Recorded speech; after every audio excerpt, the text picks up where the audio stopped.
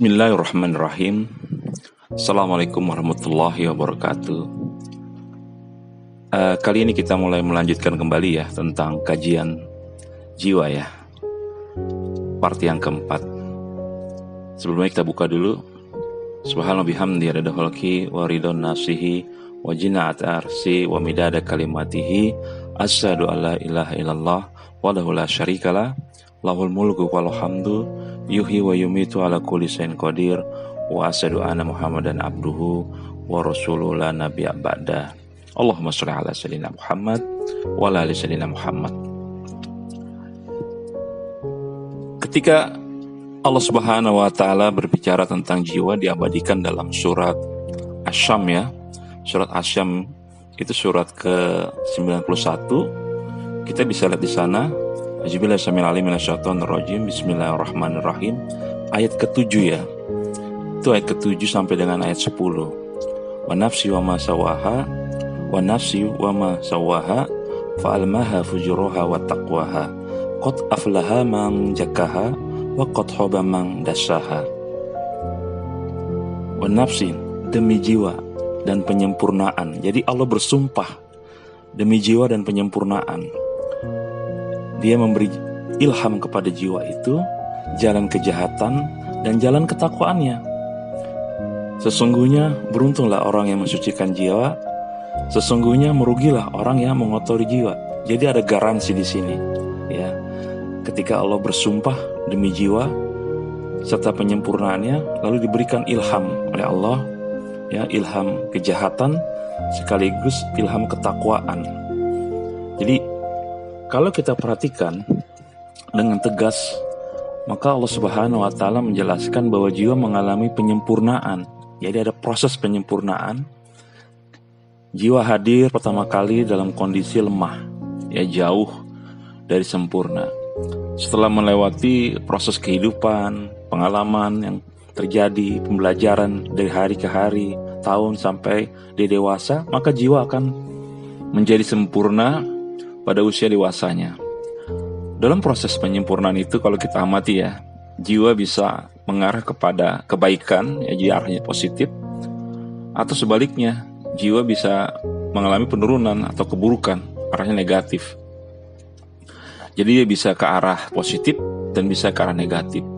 Dalam istilah ayat tersebut di atas, tadi kita sudah baca, manusia bisa membersihkan jiwanya, atau sebaliknya, manusia juga bisa mengotori jiwanya. Jika kita membersihkan jiwa, maka beruntunglah kita, karena jiwa yang dibersihkan akan memberikan manfaat kepada manusia itu pada saat dia hidup di dunia maupun dia di akhirat kelak nanti. Sedangkan orang-orang yang mengotori jiwanya bakal merugi, ya, karena negatif. Karena jiwa yang kotor itu akan memunculkan, jadi bisa memunculkan masalah serta penderitaan sepanjang hidup di dunia sampai di akhirat kelak. Yang menarik, kecenderungan jiwa untuk melakukan baik, ya tadi melakukan baik lalu melakukan buruk, itu sudah dimasukkan oleh Allah Subhanahu wa taala sejak awal, ya, sebagai pilihan. Jadi adanya pilihan. Di sini setiap jiwa diberikan kebebasan untuk memilih kebaikan atau keburukan. Dengan jelas Allah mengatakan hal itu di ayat tersebut, maka Allah ilhamkan kepada jiwa itu jalan kefasikan dan jalan ketakwaannya. Terserah kepada kita yang memilihnya, apakah kebaikan ataukah keburukan. Membersihkan atau mengotori jiwa adalah sesuatu di dalam diri kita yang memiliki kemampuan. Jadi ada semacam kemampuan, ya, dalam diri kita untuk memilih. Nah, jadi di sini ilham itu adalah pilihan sekaligus garansi. Jadi ilham itu adalah pilihan sekaligus garansi dari Allah yang terjadi di alam kuantum, ya, antara jasad dan jiwa saling terconnecting atau terhubung secara automatically. Jadi semacam pilihan tapi bisa berkonek ke alam kuantum, ya, yang meliputi seluruh alam semesta. Ketika jiwa sudah memilih, ya, dan pilihan itu pun sudah menjadi suatu tindakan atau terjadi gerakan, artinya dia setelah memilih lalu melakukan gerakan saja, misalnya melangkah saja kaki itu sudah langsung terekam oleh alam kuantum. Ya, subhanallah. Tercatat secara automatically dan memberikan feedback, ya, memberikan feedback kuantum juga. Jadi langsung direspon oleh alam kuantum, lalu dikembalikan balik ke jiwanya untuk menjadi baik atau menjadi buruk. Di sini hebatnya Allah Subhanahu wa taala yang menciptakan bahwa terjadi connecting dari diri kita terhadap alam semesta, ya, dari perubahan jiwa itu sendiri.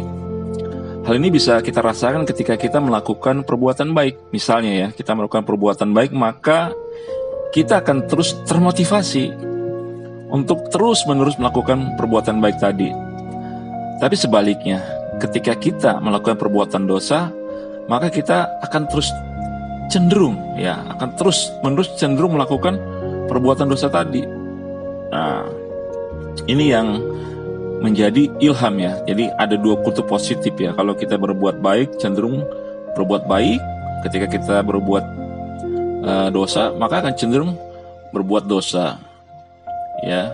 Jadi adanya sistem kecenderungan sebagai garansi di sistem kuantum alam semesta. Ya. Jadi sistem kuantum energi yang sudah Allah siapkan sebagai ilham yang sangat halus, bahkan sangat tersembunyi, sebagai perintah yang sangat halus. Mungkin gelombangnya ya itu 10 pangkat minus 44 ya, Planck ya.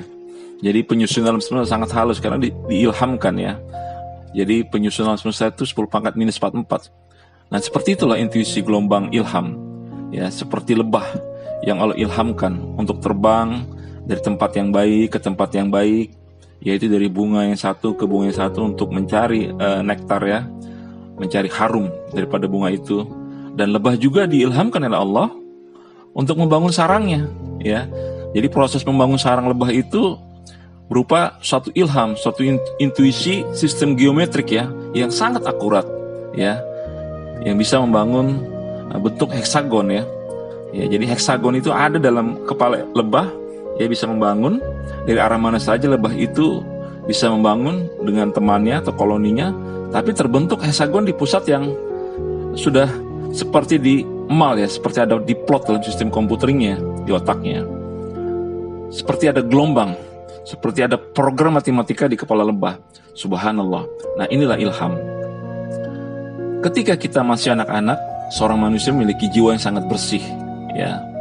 Semakin dewasa, kualitasnya pun bisa semakin berubah ya, sesuai dengan proses pengalaman hidupnya. Itu ibarat lembar kertas yang putih, belum ada tulisan, belum ada goresan apapun. Orang tuanya lah yang memberikan pengaruh lingkungan dan hidupnya ya, menjadi bakal tulisan nota-nota pada lembaran-lembaran jiwa tadi. Kebersihan jiwa seorang anak digambarkan oleh Allah lewat cerita daripada Nabi Musa dan Nabi Khidir. Di ayat lain ya, kalau kita amati juga dari surat Al-Kahfi ya, ayat 74, tentang kebersihan seorang jiwa atau kebersihan jiwa itu sejak kecil. Ini diabadikan dalam kisahnya Nabi Musa ketika berguru kepada Nabi Khidir ya. Keduanya bertemu gulama ya, seorang anak, nafsa zakiyah ya, jiwa yang bersih. Ini diabadikan surat Al-Kahfi ayat 74 ya. Nafsa zakiyah ya, jiwa yang bersih. Jadi jiwa anak kecil itu adalah masih bersih ya. Jadi ada jiwa yang masih bersih dari seorang anak yang masih kecil. Sebagaimana Rasulullah SAW pernah bersabda, orang tuanya lah yang menyebabkan seorang anak menjadi Islam, seorang anak menjadi Yahudi, atau menjadi Nasrani, atau Majusi. Kita jadi mendidik anak dari sekarang harus praktikan. Bisa jadi kita yang bisa merubah anak tadi menjadi Islam, Yahudi, atau Nasrani ya. Jadi anak itu ibarat lembaran-lembaran. Jiwanya ibarat lembaran-lembaran yang masih bersih. Jadi jiwanya adalah lembaran-lembaran cahaya abadi yang terekam di alam semesta. Ada di langit kedua, ya, langit jiwa. Cahaya itu bisa bersih, bersinar, dan berkilau terus naik sampai ke langit yang lebih tinggi. Dan jiwa itu juga bisa pudar, bisa menuju redup, dan akhirnya padam ya. Jadi cahaya jiwa itu padam dan menjadi hitam legam. Hal ini diabadikan juga oleh Allah Subhanahu wa taala dalam kitab semestanya, itu Al-Qur'anul Karim ya, Itu di surat Al-Hadid ya, ayat ke-12 ya. Azubillah samil alim minasyaitonir rajim. Bismillahirrahmanirrahim. Yaumal tarol mu'minat ya, yaumal tarol mu'minina wal mu'minati yas'a nurhum baina aidihim wa bi ainihim busrakumul yaum. Busrakumul yaum jannatun tazri min tahtihal anharu khalidina fiha zalikal wal fawzul ajim ya. Jadi pada hari engkau akan melihat orang-orang yang beriman, baik laki-laki maupun perempuan, betapa cahaya mereka bersinar di depan dan di samping kanan mereka. Lalu dikatakan kepada mereka, pada hari ini adalah berita gembira untuk kalian, yaitu surga-surga yang mengalirnya di bawahnya sungai-sungai, mereka kekal di dalamnya. Demikian, itulah kemenangan yang agung, wal fauzul ajim. Jadi suatu kemenangan agung adalah ketika nanti kita dibangkitkan oleh Allah dalam wajah bercahaya. Nah, ini sistem kuantum. Ketika orang-orang mukmin laki-laki dan perempuan nanti dibangkitkan oleh Allah Subhanahu wa taala ya, mereka berkumpul di surga. Ya, di surga itu adalah alam kuantum, alam cahaya. Tempatnya saja terbuat dari cahaya untuk menyimpan cahaya jiwa dari orang mukmin atau penghuninya yang bercahaya. Di wajahnya bersinar dan di sebelah kanan mereka. Jadi ada cahaya yang dihasilkan ketika dia hidup di dunia, itu langsung terekam. Di surga langsung terekam menjadi wajah yang bersinar ya, dan di sebelah kanan mereka. Subhanallah. Mudah-mudahan kita semua dibangkitkan oleh Allah Subhanahu wa taala dalam wajah yang bercahaya. Ya, cahaya abadi dari jiwa kita semua. Subhanallah, alhamdulillah, wala ilaha illallah, Allahu akbar. Wala haula wala quwata illa billahil azim. Assalamualaikum warahmatullahi wabarakatuh.